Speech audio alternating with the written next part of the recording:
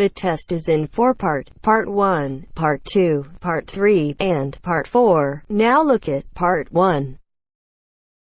Part 1. You are going to hear a conversation between Don and a rental agent. He hopes that his apartment problems can be solved. First, you have some time to look at questions 1 to 6.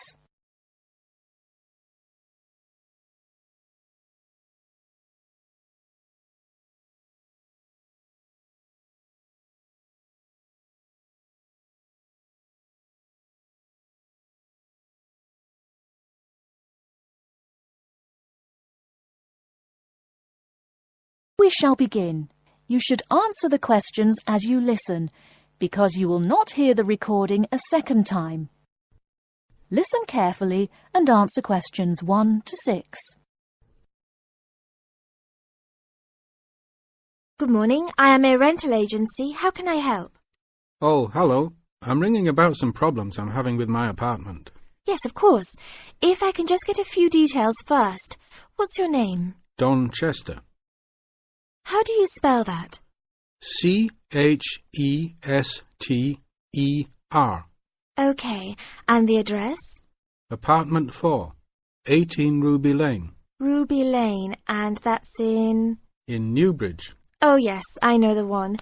Could I ask how long is the lease? It's for a year. And you moved in on? Last week, on 24th May. Good, thanks. Now, what are the problems you found? Well, nothing too serious, you know, but a few things that have been building up over a few days. Yes, of course. Well, the first thing is the fridge. The seal on the door is decayed, and we have a small child and need to keep milk cool, so we need to get that done straight away. Okay, that's the fridge for immediate repair. And then there's a little problem with the gas water heater. Uh-huh. The switch is broken. Right.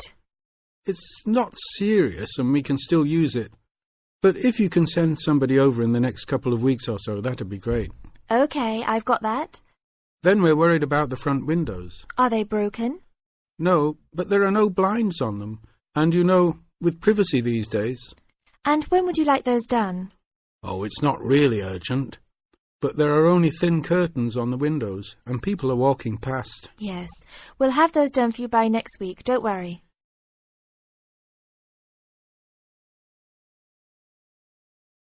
Before you hear the rest of the conversation, you have some time to look at questions 7 to 10.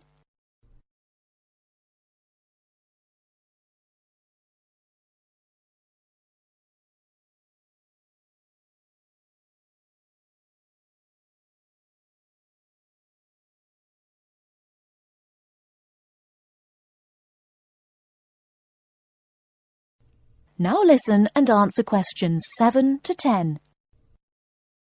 There are only thin curtains on the windows, and people are walking past. Yes, we'll have those done for you by next week, don't worry. And then there's the front door lock. It's getting quite annoying. It often jams and we sometimes have to fiddle with it for minutes before we can get in the apartment. I'd really like to get that fixed up right away. That's no problem. And then the last thing is the shower curtain. It's torn. Oh, right. We can get a new one and have it to you in the next week, if that's all right with you. Yes, that's okay. Anything else? No, that's all. Okay, fine. What we'll do now is get someone over to you this afternoon if you're home. Well, I'll be out for a short while. Okay. Tell us your preferred times. Well, the best time is about 2 o'clock. I'd have to check that with him. And if he can't get there then, what would be your second preference? Oh, any time up to 6 p.m. would be fine. Okay, I've got that. Great. Thanks very much. That's fine. Thank you for calling. Goodbye. Goodbye. That is the end of Part 1. You now have half a minute to check your answers.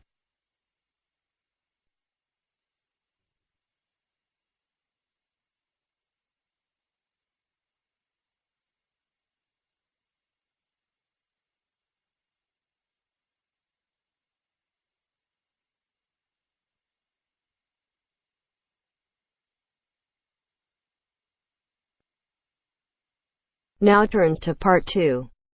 Part 2. You're going to listen to a talk about the food we eat. First, you have some time to look at questions 11 to 15.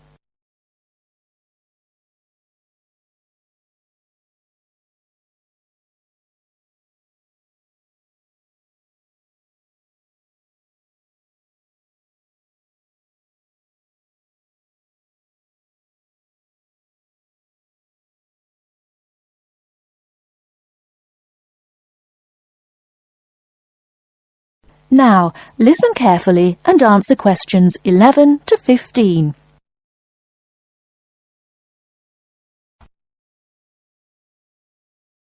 Welcome to The Food We Eat, sponsored by Safeway. Increasingly, we know more about the effects of our eating habits and lifestyles on our health. While new information can change old ideas, the news stories can often be confusing. At Safeway, we try to help customers not only in the range and types of food offered, but also by providing up-to-date, reliable information in areas we know are of interest and which relate to the diet we eat.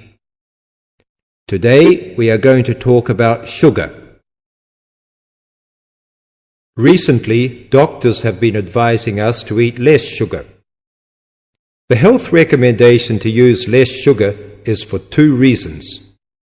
Firstly, for the sake of our teeth, since the amount and frequency of sugar consumption links to decay. Secondly, as sugar is a good source of calories, it can easily be a problem if we tend to be overweight. The dental risk is because bacteria which occur naturally in our mouth feed on carbohydrates, sugar and starch, to form plaque and acid. Plaque is a sticky coating that prevents the bacteria being removed by saliva. The acid attacks the tooth itself. This takes time, however, so the trick is to avoid sticky foods like sweets, which stay around in crevices feeding the bacteria. Before you hear the rest of the talk, you have some time to look at questions 16 to 20.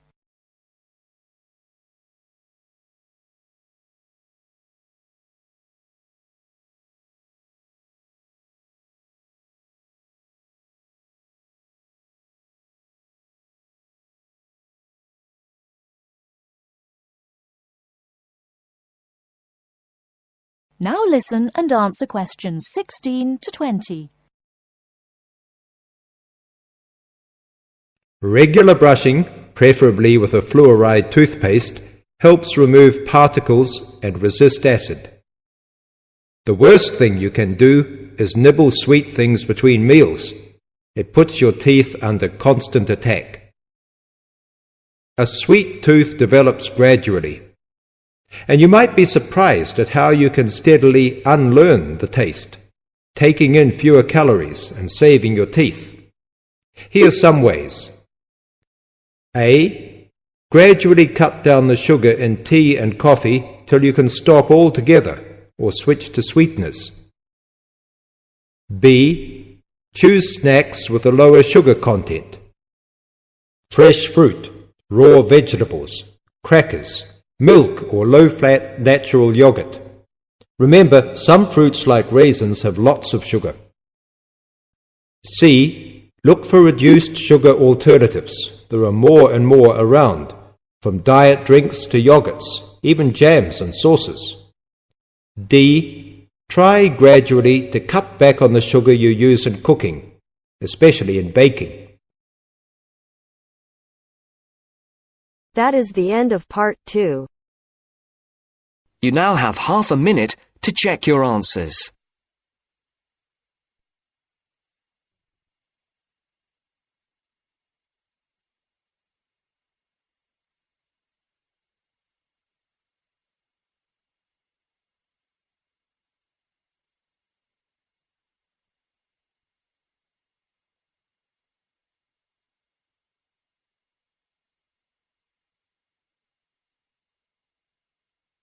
Now turns to part 3. Part 3. You will hear a conversation between Helen and her tutor. First, you have some time to look at questions 21 to 25.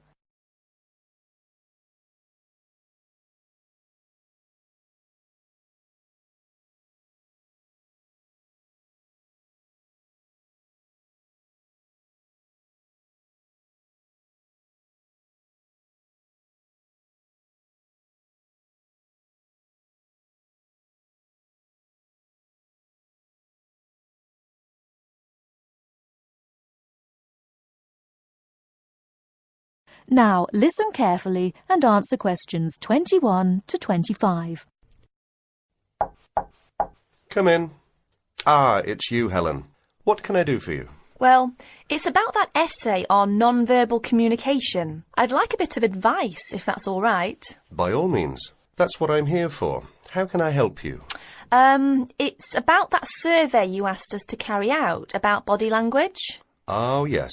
I asked you to investigate what sort of touching is permissible between friends of the same sex and friends of the opposite sex. That's it.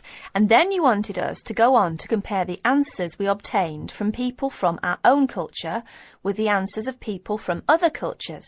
Well, that shouldn't be too difficult. There are students here from dozens of cultures, including Asia and the Middle East. Go and ask them. That's the problem. I'm not sure how to word the questions. Before you hear the rest of the talk, you have some time to look at questions 26 to 30.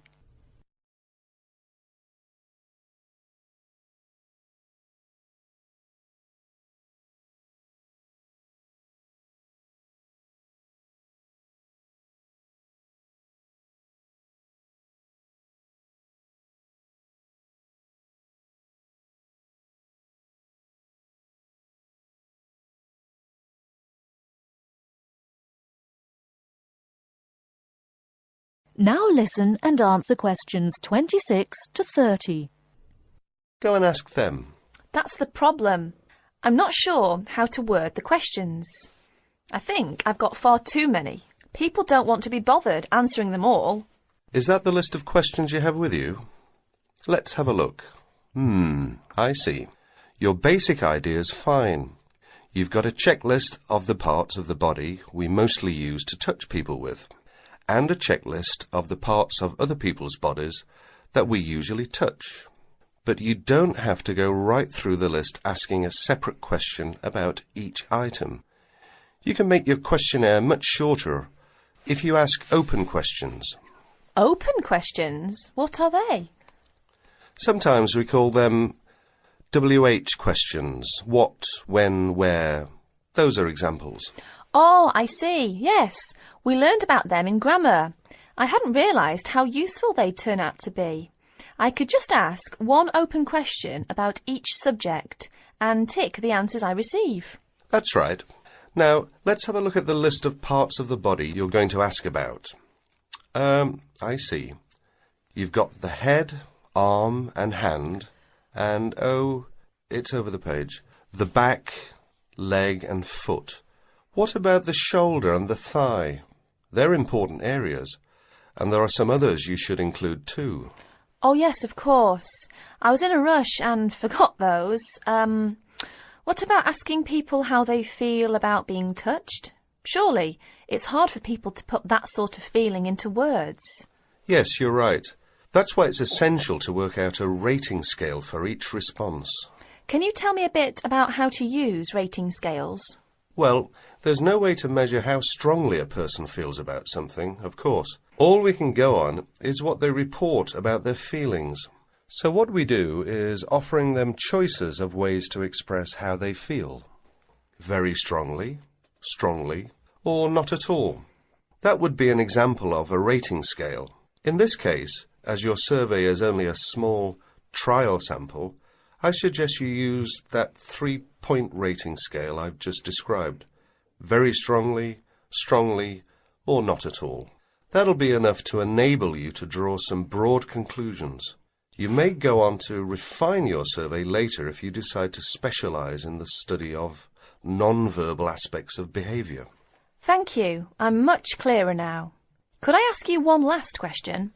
I'm afraid I've got a brain like a sieve, but I just can't remember the technical term you told us for the study of touch. It sounded like happy, but of course it isn't. Oh, you mean haptics. Haptics. Of course, haptics. That's it. Happy to be of service. That is the end of part 3. You now have half a minute to check your answers.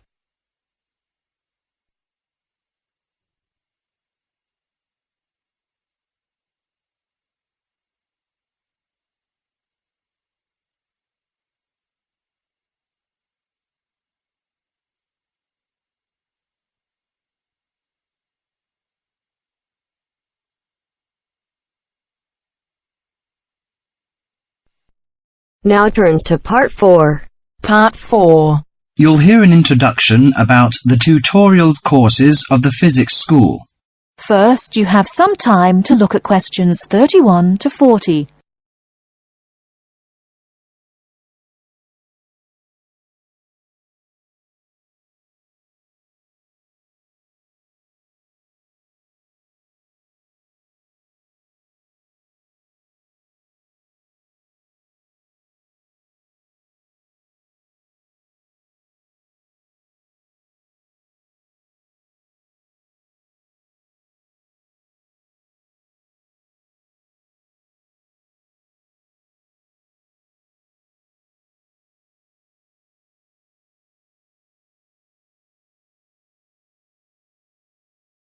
Now listen carefully and answer questions 31 to 40.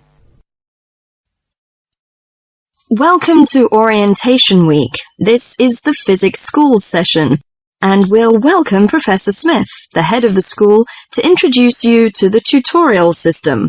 Welcome, Professor Smith. Thank you. You may have noticed life at university is totally different from that of school. For you, tutorials are an important part of the teaching program. Tutors are the primary contact between undergraduate students and the school. A tutor is the student's personal tutor as well as their academic tutor. Tutorials for physics undergraduates consist of 6 students who meet each week with their tutor for at least 50 minutes. For radiographer students, tutorials will normally consist of a group of about 10 students who will meet fortnightly with their tutor for a period of at least 50 minutes. In the first semester, the tutorials are during weeks 1 to 11. For semester 2, they are during weeks 14 to 24. Everybody involved is expected to be present and on time, and the tutor will also be available in week 12 and 25 to discuss problems that arise during revision. But attendance by students is optional. Now I'm going to introduce to you the stages and activities of the tutorials. The induction period is from week 1 to 3.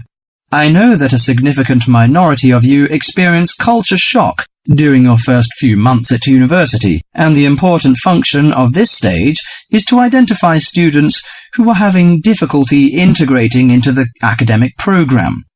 In particular, tutors should check your attendance of lectures, tutorials, laboratory sessions, and this sort of things. Tutors also help you tackle work in a systematic and effective manner. Stage 2 begins from the 4th week. Some tutorials of this period are to be devoted to discussion or going over the students' lecture notes, but approximately 50% of tutorial time is to be devoted to coursework. You should finish the weekly homework assignments of 2 hours duration with at least 50% involving written work. At least 8 homework assignments during the year should involve answering problems set on coursework. The written work collected by the tutor should be marked within a week of handing in, and generally the assignments should be graded. The 3rd stage starts from week 8 till the 10th. During this period, math and 4 core physics programs are included.